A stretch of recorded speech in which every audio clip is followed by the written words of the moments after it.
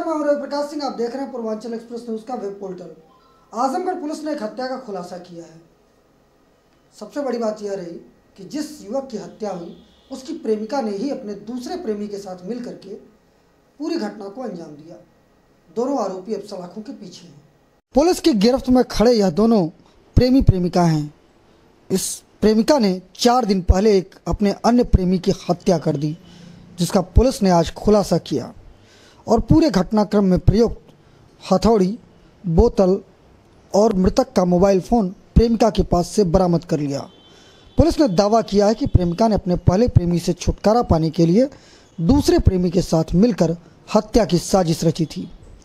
आजमगढ़ जिले के फूलपुर कोतवाली क्षेत्र के हैबतपुर गांव में 9 अप्रैल को गांव के सिवान में एक जली हुई लाश मिली थी। लाश की शिनाख्त पुलिस ने गांव के ही रहने वाले बीफार्मा कर रहे स्टूडेंट ब्रजेश के रूप में की थी। ब्रजेश के ऊपर हथौड़ी से प्रहार कर उसकी जान ली गई थी, जिसके बाद उसके शव को पेट्रोल से जलाने की कोशिश भी की गई थी ताकि उसकी शिनाख्त न हो सके। सूचना मिलने के बाद मौके पर पहुंचे परिजनों ने प्रेमिका सुशीला यादव के पिता व उनके दोनों भाइयों पर हत्या का आरोप लगाते हुए नामजद मामला दर्ज कराया। लेकिन पुलिस की जो छानबीन थी और उसमें जो सच आया वह बेहद चौंकाने वाला था, क्योंकि हत्यारा कोई और नहीं बल्कि खुद प्रेमिका सुशीला थी और उसने यह घटना अपने नए प्रेमी शमशाद के साथ मिलकर अंजाम दी थी। पुलिस अधीक्षक आजमगढ़ प्रोफेसर त्रिवेणी सिंह ने मामले का खुलासा करते हुए बताया कि प्रेमिका सुशीला का ब्रजेश यादव के साथ प्रेम प्रपंच चल रहा था। इसी बीच सुशीला को शमशाद से भी प्रेम हो गया। यह बात ब्रजेश को नागवार लगी और उसने इसका विरोध किया। ब्रजेश ने अपने प्रेमिका से कहा कि वह उसकी कुछ अश्लील फोटो भी रखा है जिसे वह वायरल कर देगा, और इसे लेकर के वह उसे लगातार ब्लैकमेल करने लगा। जिसके बाद नए प्रेमी शमशाद और सुशीला ने मिलकर ब्रजेश की हत्या की साजिश रची। प्रेमिका ने उसे मिलने के बहाने सिवान में बुलाया और दोनों ने मिलकर ब्रजेश की हत्या करने के बाद शिनाख्त छुपाने के लिए पेट्रोल से उसे जलाने की कोशिश की। 10 तारीख की सुबह में हम लोगों को एक सूचना मिली कि खेत में एक लड़के की डेड बॉडी पड़ी हुई है। डेड बॉडी को की शिनाख्त करवाई गई। पता चला ये पास का ही लड़का है। उसके पिताजी ने आकर के 3 अभियुक्तों के खिलाफ मुकदमा कायम करा दिया, लेकिन शुरुआती तहकीकात में ये पता चला कि ये लोग संदिग्ध हैं, ये इनका कोई रोल नहीं है, क्योंकि 2 लड़के, एक तो बाहर गाजियाबाद में कहीं पढ़ता है और एक हिमाचल प्रदेश में था।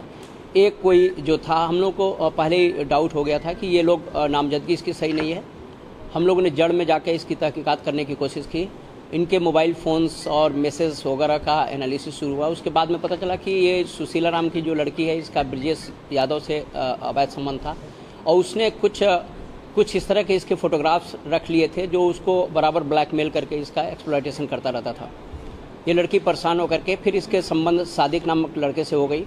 इस बात से वो लड़का चिढ़ने लगा और ये कहने लगा कि सादिक से संबंध तोड़ लो, अदरवाइज़ ये तुम्हारे जो फ़ोटोज़ हैं हमारे पास उसको हम वायरल कर देंगे और सबको बता देंगे। लड़की ने किसी साजिश के तहत ये सादिक और ये लड़की दोनों रात में बुलाते हैं करीब 8 साढ़े 8 बजे और उसको कुल्हाड़ी से मार करके उसकी हत्या कर देते हैं। और उसको हत्या ही नहीं करते हैं बल्कि पेट्रोल ले जाते हैं और उसको उसका चेहरा जला के कोशिश करते हैं ताकि इसके चेहरे की शिनाख्त ना हो पाए। इसलिए ये एक त्रिकोणीय प्रेम का मामला है। इसमें जो नामजदगी है वो गलत पाई जाती है, वो लोग निर्दोष हैं। और अब हमारे मुख्य अभियुक्त जो सादिक है और ये लड़की जिन्होंने हत्या की, इनको गिरफ्तार करके आज जेल भेजा जा रहा है। वहीं प्रेमिका सुशीला का कहना था कि ब्रजेश उसकी कुछ फोटो रखा हुआ था जो बार बार उसे वायरल करने की धमकी दे रहा था। हालांकि सुशीला का यह भी कहना था कि उसने केवल बेहोश किया, मारा नहीं। हम उसे भाई मानते थे लेकिन वो नहीं मानता था और मुझे ब्लैकमेल करने लगा। वो गन्ना लेने मेरे घर आया था, उसने मेरी मोबाइल मांगा, मैंने अपनी मोबाइल दी। उसके बाद जाके उसने मेरी फोटो निकाली, मेरा ऑपरेशन हुआ था। उसके बाद जाके मतलब कुछ ऐसी तस्वीरें थी, निकाल लिया। उसके बाद जाके वो ब्लैकमेल करने लगा, मतलब फोर्स कर रहा था, लेकिन मैं नहीं सुनी और इसने मैं ये बात सादिक को बताई। सादिक ने उसको मारा। मैं बुलाई नहीं थी, वो खुद आया था। नहीं, संबंध नहीं थे, नहीं संबंध नहीं था। मतलब पीठ का था, मतलब नंगा था। मतलब संबंध नहीं था, कैसे फोटो बनाया? मेरे मोबाइल में था, उसके मोबाइल में नहीं था। जब उसने मांगा खोल के तो मैंने नहीं जानती थी कि ऐसा करेगा। मैंने खोल के दे दिया, मुझे याद भी नहीं था, मैं डिलीट नहीं मार पाई थी। उसी दिन खींचा गया था और ले लिया था। नहीं, मैं केवल बेहोश की थी, मैं मारी और ही नहीं। वहीं पुलिस की गिरफ्त में मौजूद सुशीला के प्रेमी शमशाद का कहना था कि उसने कुछ नहीं किया उसकी प्रेमिका ने उसे वहां मिलने के लिए बुलाया। प्रेमिका ने ही उसके ऊपर हथौड़ी से हमला किया। वह केवल इस घटना में उसके साथ मौजूद था। इनका फोटो, वो जो ब्रिजेश मारा गया है, इनका फोटो मोबाइल में लिया अपने, मतलब किसी भी तरीके से सर कैद वो किया। उसके बाद वो जो है अपना ब्लैकमेल करने लगा। हाँ, कि एक दूसरे का संबंध तोड़ दो, नहीं तो हम वायरल कर देंगे, मतलब इधर उधर कर देंगे। तब वही सुशीला ने प्लान बनाया। तब उसके बाद हमने दोनों जन मिलकर किए। तो झुक के गया, तो इसके मतलब ऐसे गले में पकड़ी हुई जब वो, तो पीछे से हथौड़ा मार दी, वार की। तो 2 बार मारी, वो गिर गया। फिर उसके बाद मारी है तो मेरे को गुस्सा आया, मैं भी सर गुस्से में कर दिया।